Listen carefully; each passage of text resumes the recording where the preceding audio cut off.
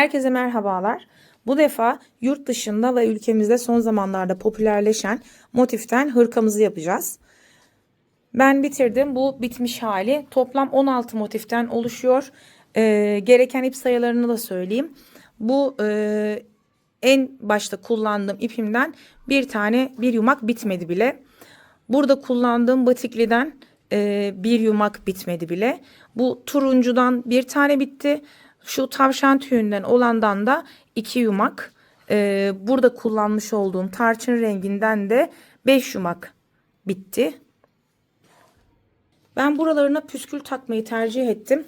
Yurt dışında gördüğüm fotoğraflarda bu şekildeydi ama siz isterseniz bu püskülleri gayet rahatlıkla çıkartabilirsiniz. Normal bir hırka olarak da kullanabilirsiniz.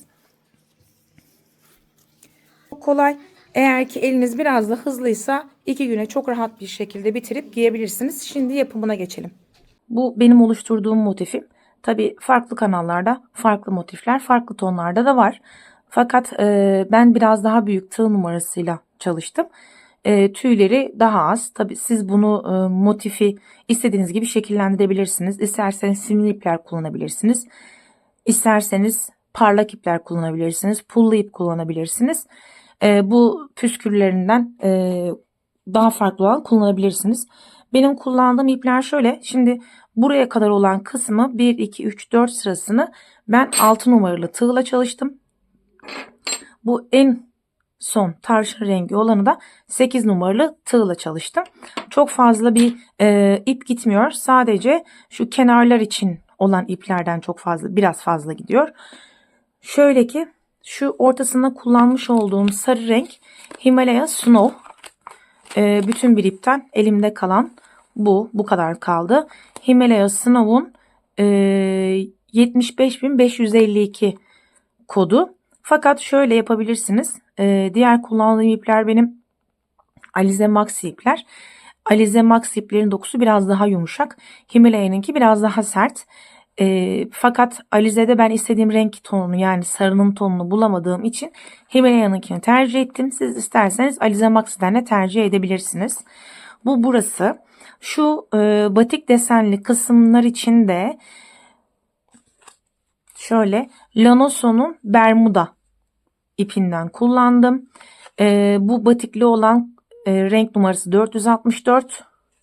İki ipi birlikte ördüm çok ince olduğu için. Diğeri de yine Lanoso Bermuda Luxe'ün 295 numarası.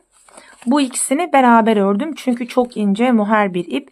Buraya eğer ki bu ipten bulamazsanız, Lanoso bulamazsanız herhangi bir batikli ip de kullanabilirsiniz.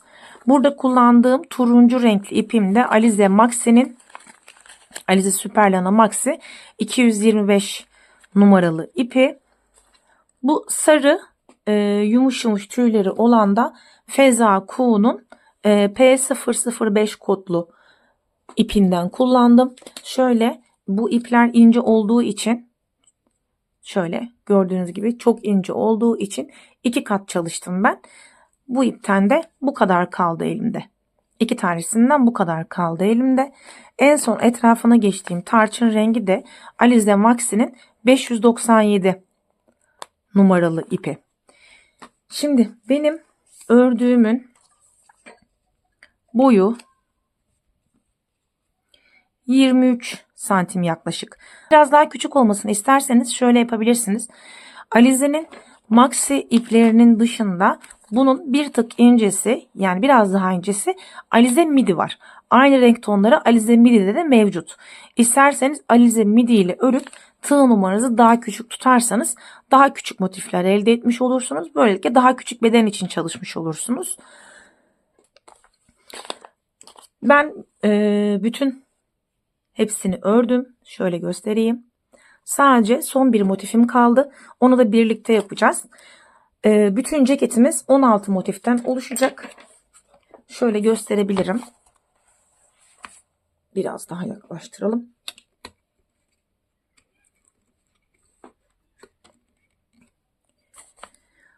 Bu taraf arkaya denk gelecek. Şöyle düşünebiliriz. Burası 4 motif arkaya, 4 motif öne, 4 motif bir kol, 4 motif de diğer kol için örüyoruz. En son birleştirmesini yapıyoruz. Çok kolay. Yaklaşık yani üzerine düşerseniz 2 günde 3 günde bitirebileceğiniz, rahatlıkla örebileceğiniz bir çalışma olacaktır. Şimdi dilerseniz başlayalım. İlk rengim sarı. Sarı ile başlıyorum.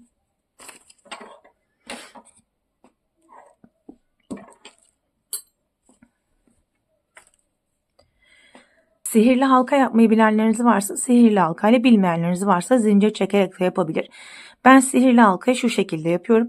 Bu ipi buradan tuttum. Çevirdim. Şuraya çaprazlama gelecek. Çaprazlama geldikten sonra buradan alıyorum. İçinden geçirdim. Ve üstteki iple bir zincir çekiyorum. Tekrardan yapalım isterseniz. İpimi alttan tuttum. Burada çaprazlama geçirdim. Bakın bunu böyle elinize tutabilirsiniz. Bunu buradan aldım ve bir zincir çekiyorum. İşte sihirli halkamız oluştu. 2 zincir daha çekiyorum. İpimi aldım, battım. 1, 2, 3. 3'te çıkıyoruz. Her seferinde 3'te çıkıyoruz. 1, 2, 3. Eğer hayır ben aynı ipleri kullanacağım ama motiflerim daha küçük olsun derseniz 3'te değil 2'de çıkarak motiflerinizi daha da küçültebilirsiniz. Şimdi 3 tane direğimizi yaptık. Bir zincir çekiyoruz. İpimi aldım. Yine 1, 2,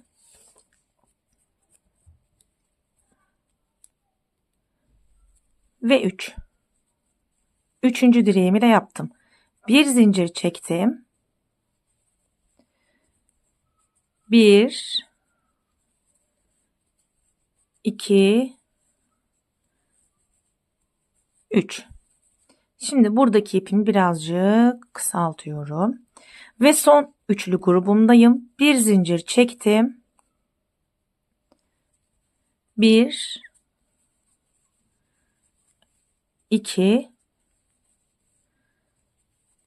ve 3. Şimdi bir zincir çekiyorum ve şuradaki ilk yaptığım trabzanın tepesine batıyorum. İpimi alıyorum ve ilmek kaydırıyorum. Bir zincir çekiyorum ve bunu kesiyorum. Şimdi bu alttaki ipimizi çekiyoruz. Sıkıştırdık. Şimdi burada şunu yaptık. Üçerli gruplar, 4 tane üçerli grup yaptık. 1, 2, 3 ve 4. Şimdi bu ipimle işim bitti benim.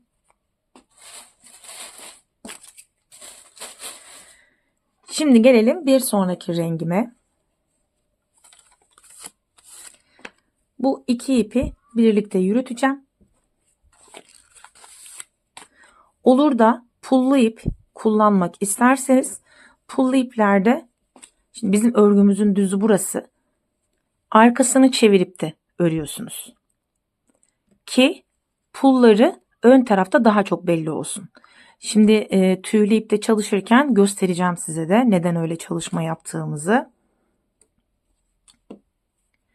İki ipimi birlikte alıyorum.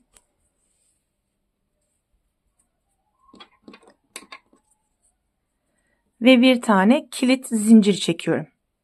Bir tane kilit oluşturuyorum. Şu boşluklardan herhangi birisine batıyorum. Pardon, çok sıktım. Birisine batıyorum ve bu oluşturduğum boşluğun içerisinden geçiyorum. 1, 2 ve 3 zincir çektim. Şimdi burada çalışma yaparken şu iki ipi de içeri alarak çalışıyorum ki ipleri olabildiğince saklayalım. Daha sonradan yok etmesi daha kolay olsun. 1 yapmıştık. 2. Şimdi ip çok ince olduğu için ben burada dörderli gruplar halinde yapacağım. 2, 3 4. Bir zincir çektim. Aynı boşluğa yine 1,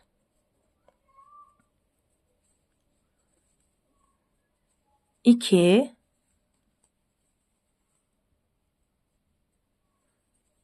3 ve 4. Hiç zincir çekmeden direkt diğer boşluğa atlıyoruz. Ve ilk trabzanımızı yapıyoruz. 3'te çıkıyoruz. 2,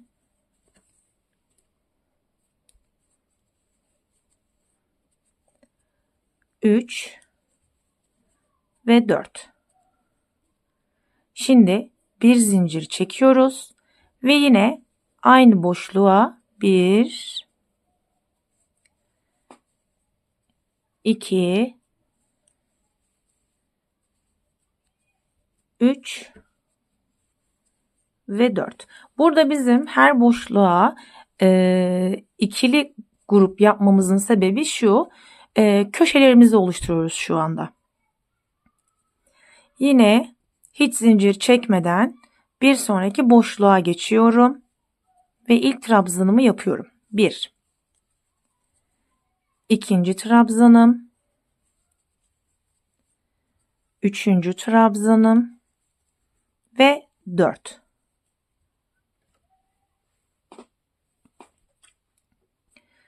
Yine bir zincir çektim ve aynı boşluğa 1, 2, 3 ve 4. İpim ince olduğu için dediğim gibi 4 tane yapıyorum. Yoksa 3 tane yapacaktım. Yine hiç zincir çekmeden diğer boşluğuma geçtim hemen.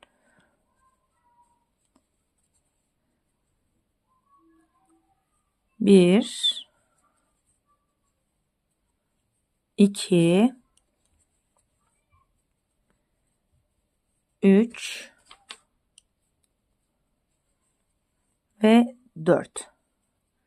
Bir zincir çektim. Yine aynı boşluğa 1, 2, 3 ve 4. Hiç zincir çekmeden ilk yaptığımız trabzanın en tepesine batıyoruz. Bir ilmek aldık ve bu ilmeğin içinden geçirip ilmek kaydırdık.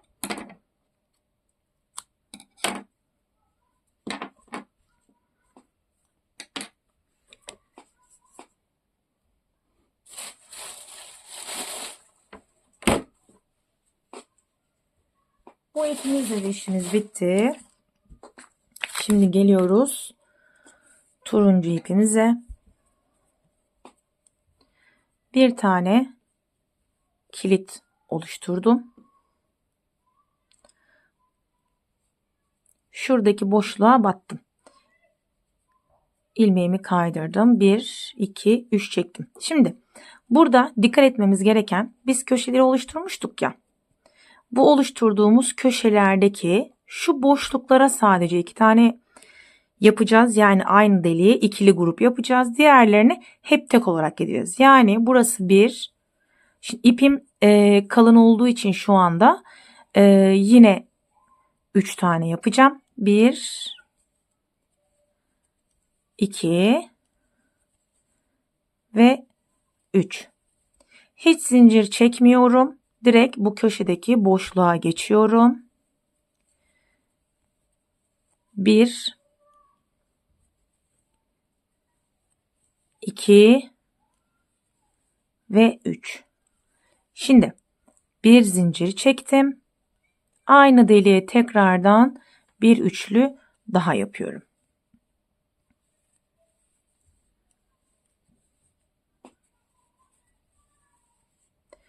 Şimdi hiç zincir çekmeden sıradaki gelen boşluğa batıyorum. Yine 3 tane trabzan yapıyorum. Şimdi gene köşeye geldik. Yine bir üçlü trabzan grubu.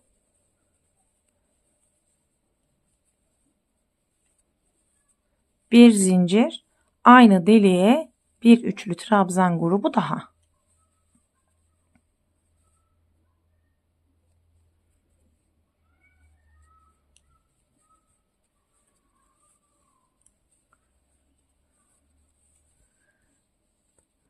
Şimdi boşluktayız.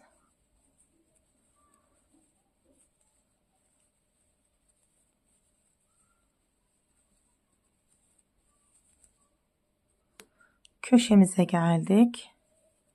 Üçlü.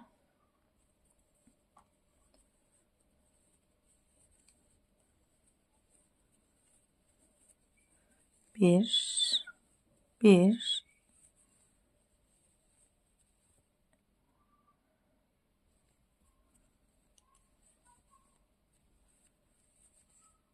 2, bir tane daha, 3. Boşluğa geldim. 1, 2, 3. Yine köşe kenarımdayım. Hiç ilmek almadan, köşe kenarı ne demekse köşemdeyim. 2, 3, bir zincir, 1, 2 ve 3.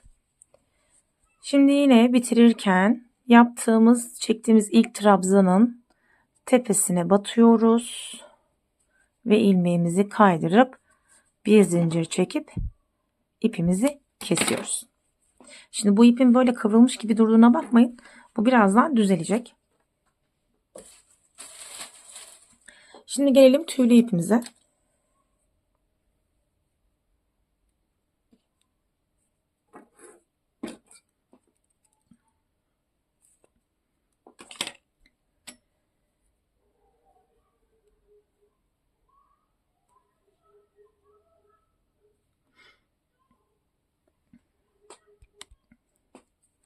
Tüylü ipimizde yine bir tane kilit zinciri oluşturuyoruz. Şimdi örgümüzü ters çeviriyoruz. Bunu ters yönden öreceğiz. Boşluğa battım. Herhangi bir boşluğa ilmeğimi kaydırdım. 1, 2, 3. Şimdi bu ince olduğu için biraz da tüyleri biraz daha fazla olmasını istediğim için gene bunda dörtlü gruplar halinde çalışacağım. Burası normal boşluk.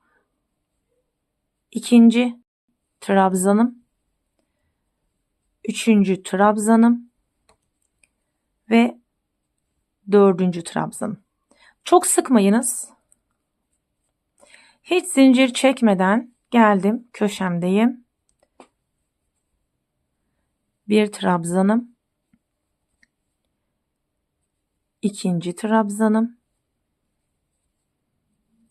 3. Bir tane daha yapıyorum. 1, 2, 3. 4 yaptım yani.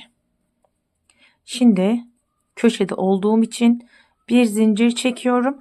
Aynı deliğe 4 tane daha yapıyorum.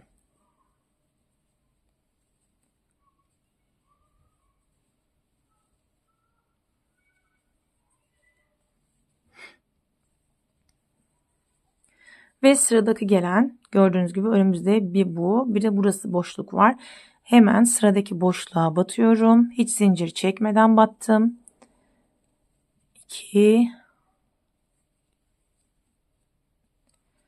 3 ve 4.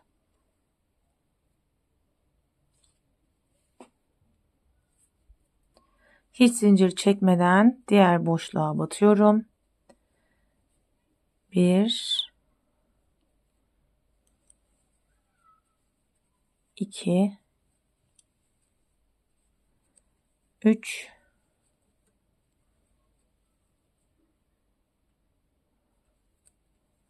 ve 4. Bir saniye, iplerim biraz karıştı. Sonuna geldiği için.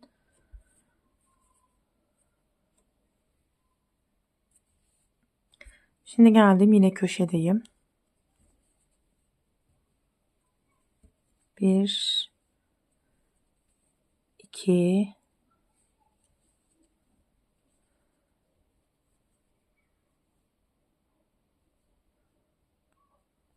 3 4 bir zincir, yine aynı deliğe 1 2 3 ve 4.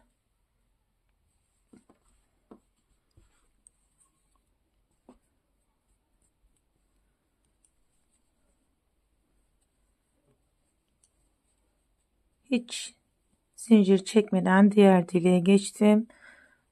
3 dörtlü gruplar halinde trabzanlarımı yapıyorum. Sanıyorum anlaşıldı. Sadece köşelerde bir zincir çekip aynı deliğe tekrardan bir grup yapıyoruz. Onun haricindekilere hiç zincir çekmeden diğer tarafa atlıyoruz.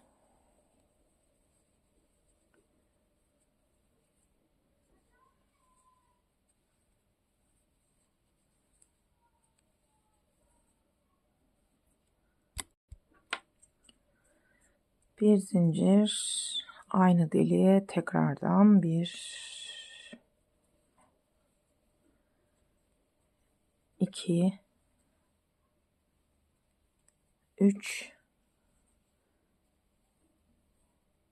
ve 4. Devam ediyorum.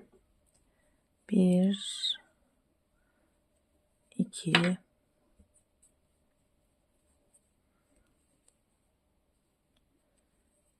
3 4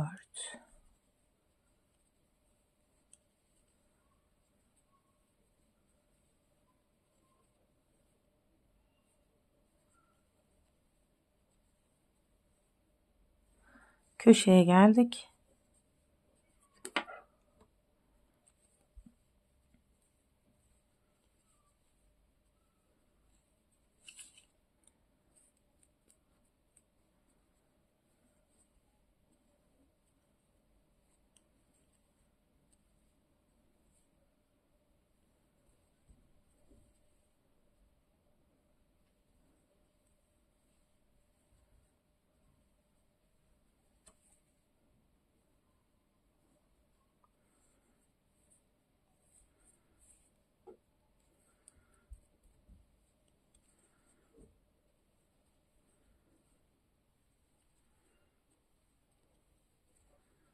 Ve son boşluğumuz.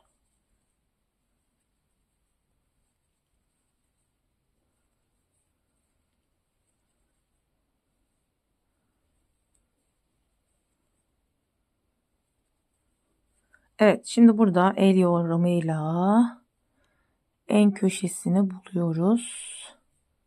Battık. İçinden geçirdik ve kesiyoruz. Şimdi bakın, bu şu fazlalık iplerimi de kesebilirim artık.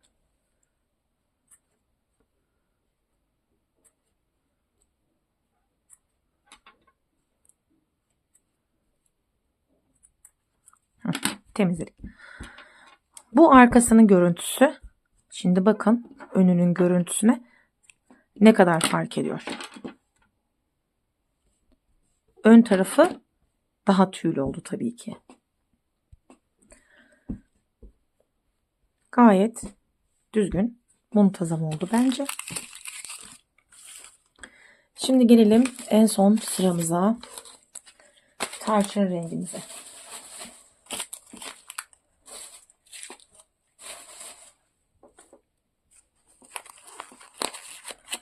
Tarçın rengini çalışırken 6 numara tığ değil 8 numaralı tığla çalışacağım. Daha dolgun biraz daha salaş durmasını istediğim için. Yani benim ördüğüm çok fazla klasik görünüşlü olmayacak. Biraz daha spor olacak. Bilginiz olsun. O yüzden biraz daha böyle kalın tığlarla, şişlerle çalışmayı tercih ediyorum. Bilginiz olsun. Şimdi bir tane kilit zinciri çektim. Şu en son kestiğim yer var ya, onun oradan batıyorum. Buradan battım. İlmeğimi kaydırdım. 1, 2, 3 tane çektim. Şu ipimi de şuraya saklayarak ikinci trabzanımı yapıyorum. 2, bu 3. Hiç zincir çekmeden yine diğer boşluğa geçiyoruz. Yani diğer sıralarda ne yaptıysak aynılarını yapıyoruz. Sadece bu sırada çok fazla sıkmayın ki tüyleri çok fazla ezmeyin. Bu feza dışında başka tüylü ipler de var tabii ki, fakat hani daha uzun diye onları tercih edebilirsiniz ama bu fezanınki daha yumuşak yumuşak geldiği için bana, yalnız tersinden başladım. Örgünün düzünden devam edeceğiz arkadaşlar, pardon. Fezanınki bana daha yumuşak yumuşak geldiği için ben fezanınkini tercih ettim. Ve tekrardan boşluğumuza battık. Kaydırdık. 1, 2, 3 zincir çektik. Dediğim gibi çok fazla sıkmadan örün. Tüylerini ezmeyin. 1, 2, 3. Hiçbir zincir çekmeden, zaten boşlukları belli oluyor bakın. Zaten boşluklar buralarda belli. Olabildiğince aynı noktaya batmaya çalışın ki tüyleri çok fazla ezilmesin. 1, 2, 3. Şimdi geldik köşedeyiz. Bakın şurada deliği belli oluyor.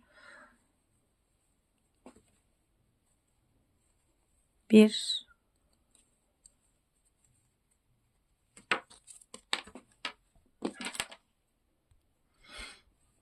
2,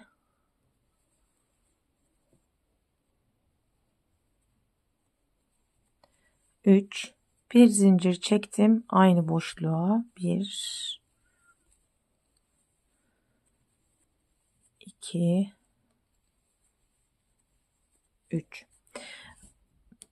Tığ işlerinde her zaman normal kağıdında yazan numaranın 1 ya da 2 numara örülmesi taraftarıyım. Daha yumuş olmasını, daha yumuşak bir doku olmasını istiyorsanız. Eğer ki kazak, hırka vesaire örecekseniz yünlerle, kağıdın üzerinde yazandan, mesela bu Alize Maxi'de ne yazıyor bakalım. Tığ numarası, şiş numarası olarak 5-7 numara demiş. Ben 8 numaralı ördüğüm zaman daha bir yumuşak yumuşak geldi bana. O yüzden 8 numarayı tercih ettim. Şimdi 1, 2, 3 burayı tamamladık. Şimdi bir sonraki boşluğumuza geçiyoruz. 1,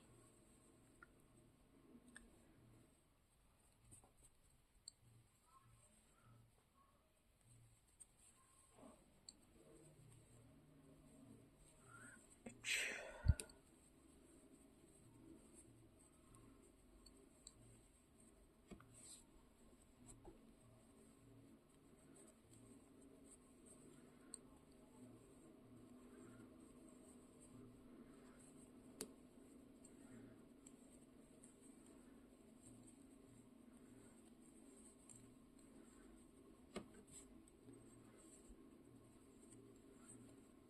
yine köşedeyiz.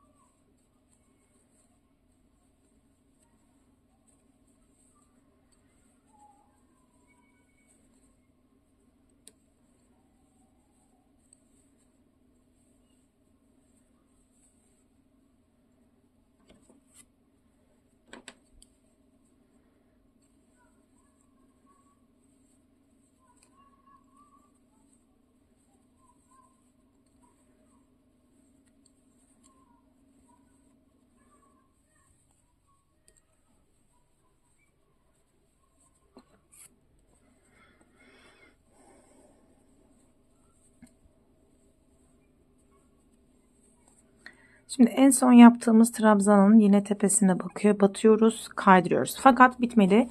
Burasını 2 sıra geçeceğiz aynı renkten. O yüzden şöyle bir sonraki üçlü grubuma kadar, boşluğa kadar ilmek kaydırarak ilerledim. Buraya geldim. 1 2 3 zincir. Yine bütün örnek boyunca yaptığımız aynı şeyi yapıyoruz. Farklı bir şey yapmıyoruz. Örneğin sonuna gelelim. Daha sonra birleştirmeleri yapacağız. Evet, şimdi son boşluğumdayım. 1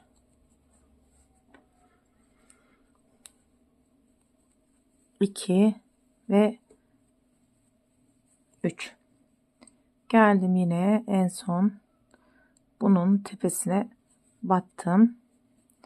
Fakat ipimizi kesmiyoruz. Çünkü birleştirme yapacağız. Evet, bitirdik. İpimizi de kestik. Şimdi birleştirme kısmına geçiyoruz. Birleştirmeyi sık iğne ile yapacağız. Bunun için şöyle yapıyoruz. 2 tane motifimiz ön yüzeye bize bakacak şekilde. Buradan tutuyoruz. Bu şekilde. İlk başta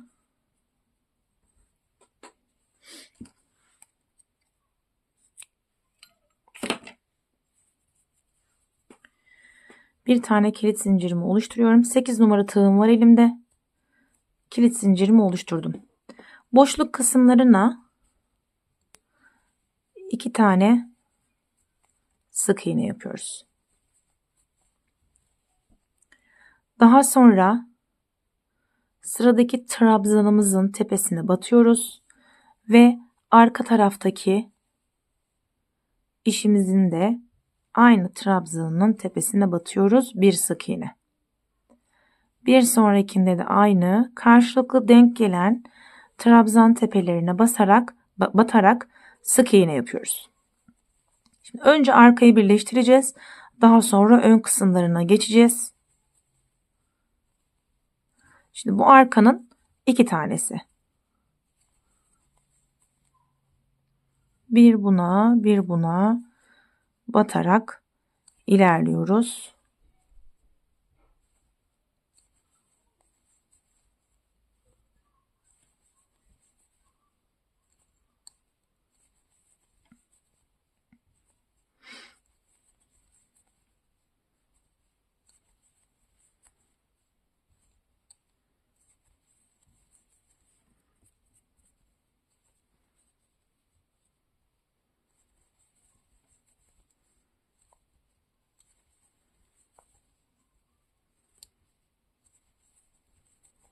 Geldik yine boşluk noktamıza. İki tarafta da yine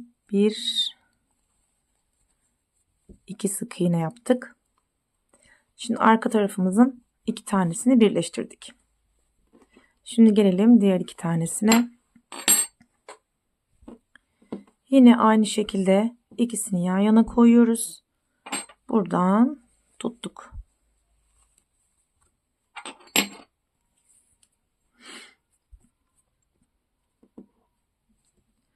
Burada ben arada bir zincir çekmeyeceğim. Sadece bu deliğe batarken, karşıdakine batarken biraz daha bol tutacağım.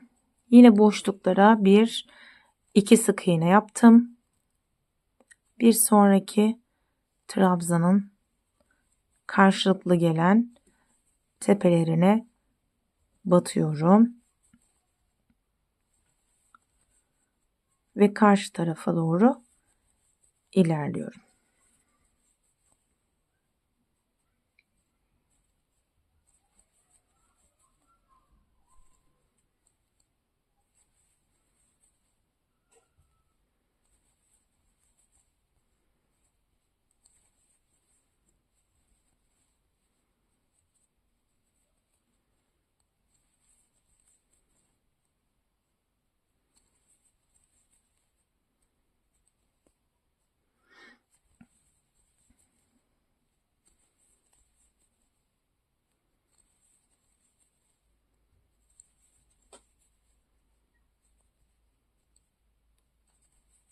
Ve yine geldik köşe kısımlarımıza bir iki zincir çekip ben bu noktada ipimi kesmek istiyorum. Nedenini anlatacağım şimdi.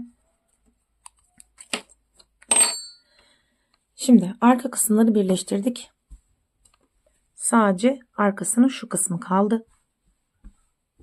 Şimdi ön kısma geçeceğiz. Ön kısma geçerken şu köşeleri birleştirmeyeceğim. Şuradaki boşluktan birleştirmeye başlayacağım. Şu karşılıklı boşluktan birleştirmeye başlayacağım. Çünkü burası ense kısmına denk gelecek.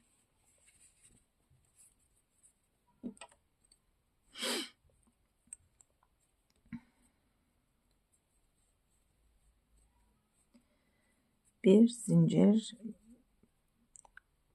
kaydırma zincirimi çektim. Şimdi bu tarafa doğru geleceğiz.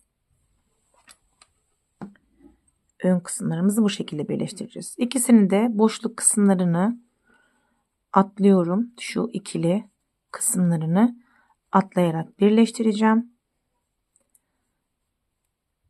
Köşeden sonraki ilk boşluklarıma batıyorum.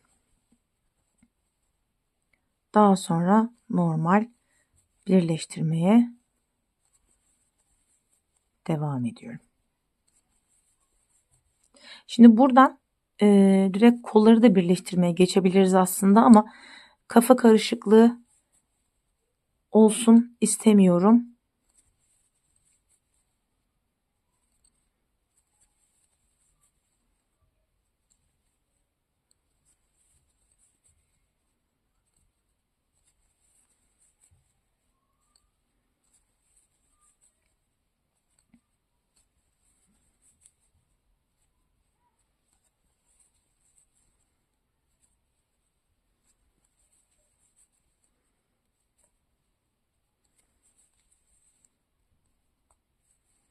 Ve geldik yine boşluğumuza. 1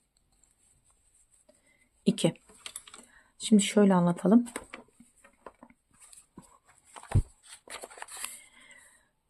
Biz bu şekilde çizmiştik. Şuraları bizim kollarımızdı. Biz bunu tamamladık. Arka 4 taneyi birleştirdik. Şimdi geldik öne. Şu önün bir tanesini birleştirdik. Şimdi öbür tarafını birleştireceğiz.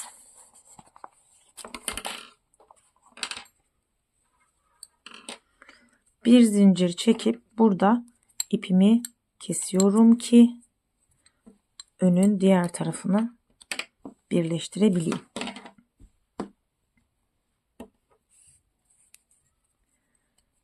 Yine bir tane kilit zincirimi yaptım. Bu taraftan geleceğim.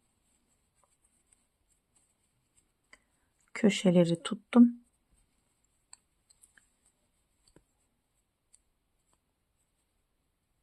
Yani biraz ip koparmalı oluyor ama kafa karışıklığı olmasındansa böylesini tercih ediyorum. Yine boşluğa 2 tane yaptım. Burada sonuna kadar gitmeyeceğiz tabii ki. Ense kısmına dahil edeceğimiz için devam ediyoruz.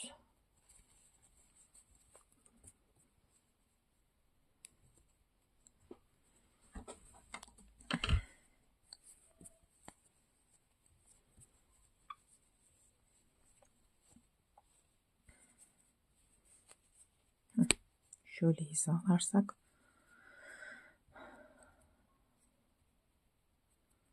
daha kolay olacak.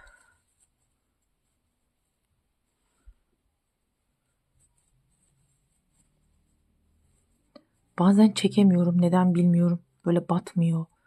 İp kaymıyor. Bir gudubetlik geliyor sanki.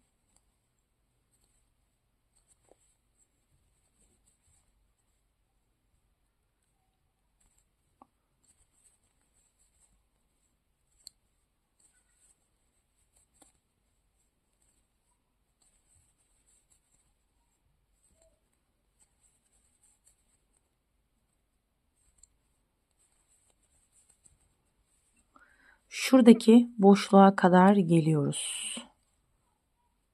karşıya batmadım.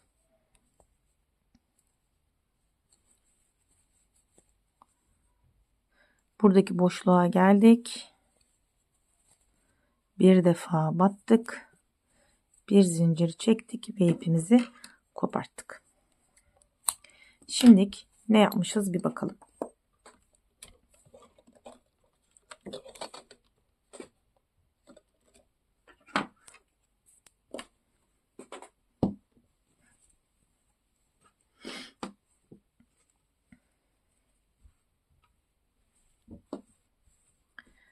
Şöyle.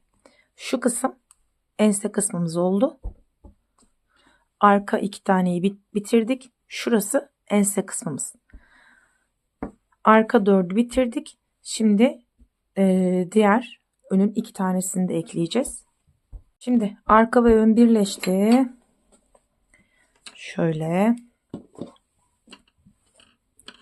Bu şekilde arkamız ve önümüz hazır. Şimdi kollarımızı birleştireceğiz. Aynı zamanda gövdenin yan tarafını birleştireceğiz.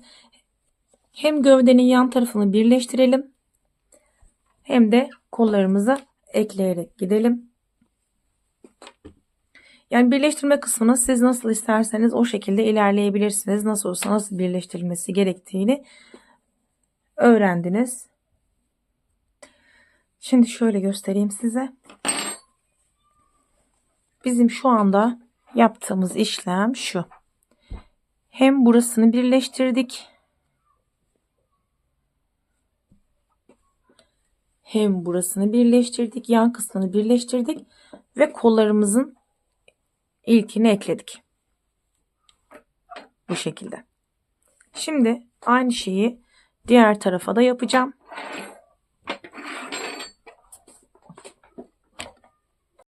Evet, şimdi orasını da tamamladık. Ön tarafımız şu şekilde görünüyor. Şöyle. Buraya kolların birer tanesini ekledik. Birer tane kol kaldı eklenecek. Ben kolları şuralarından ekleyeceğim. Burasını ve diğer iki kolu da, yani ip ekle kopart olacak ama amacım şu.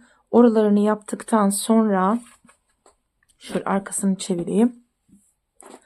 Kolları şöyle eklediğimizi düşünün. Buralarından eklediğimde şurasını buradan başlayacağım birleştirmeye. Buradan ta diğer kola kadar sırt kısmını tek bir seferde birleştirmek istiyorum ip kopartmadan. O yüzden bu kolları da şu şekilde ekleyip geliyorum. Evet, şimdi bütün hepsi yerini buldu. Tek kalan iş birleşmeyen kısımlar. O da şöyle, kollarımızı da ekledikten sonra bakın şu şekilde. Şimdi kolumu alt kısmından şuradan birleştirmeye başlıyorum. Daha sonra sırt kısmının buraları enine birleşmemişti. Enine birleştiriyorum. Hiç ip kopartmadan ve daha sonra bu kolu da burada birleştiriyorum.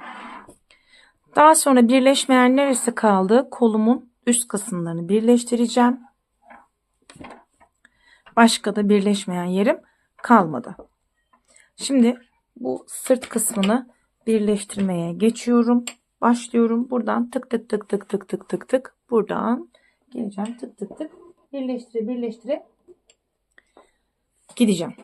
Çok az kaldı. Artık sonlara geliyoruz. Bitiyor. Daha sonra iplerini toparlayacağız. Bağcıklarını yapacağız. Ve bitecek. Birleştireyim. Görüşelim tekrardan. Şimdi bütün ipleri toparladık. Sadece kuşağı kaldı. Bağcıkları için de şöyle yapıyoruz. İpimizi şöyle tutuyoruz. Bayağı bir bölüm ayırıyoruz. Ayırdıktan sonra normal bir zincir çekiyoruz önce. Daha sonra şu altta ayırdığımız ipi tığımıza doluyoruz. Sonra normal zincir çekiyoruz. Bunu doladık. Buradakiyle bir zincir çektik. Bunu doladık. buradakiyle bir zincir çektik. Doluyoruz, bir zincir çekiyoruz. Doluyoruz, bir zincir çekiyoruz. Doluyoruz, zincir çekiyoruz. Bu şekilde devam ederek istediğimiz uzunluğa gelene kadar kuşağımızı yapıyoruz ya da bağcığımızı yapıyoruz. Bunları da hazırlayayım. Sonra bağlamaları için tekrardan görüşelim. Evet, artık geldik sonuna.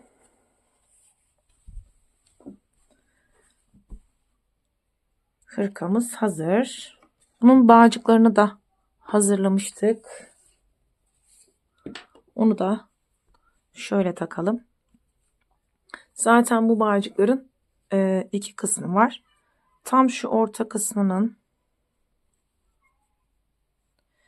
bağcıklarından bir tanesini buradan içeri alalım. Bir tanesini de şuradan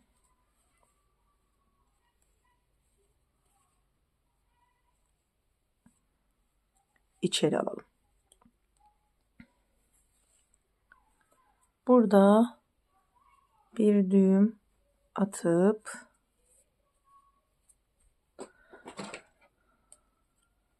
biraz şöyle uzun keseyim. Daha sonra bu ipleri saklayacağım çünkü. Şimdi aynısını da buraya yapalım. Buradan bir tanesini de buradan. Şimdi ben bu modeli yabancı bir sayfada görmüştüm ve orada sağından solundan saçaklar sarkıyordu. O benim çok hoşuma gitmişti. Bir mankeni giydireyim, görüşelim. Misali bu şekilde. Tabii henüz yıkanmadığı, bloklanmadığı için de bu şekilde duruyor. Şimdiye kadar benimle geldiyseniz, benimle birlikte yaptıysanız ne mutlu bana. Çok teşekkür ediyorum. Başka projelerde görüşmek üzere. Beğenmeyi ve takip etmeyi ve yorumlarınızı lütfen ihmal etmeyin. Hoşça kalın.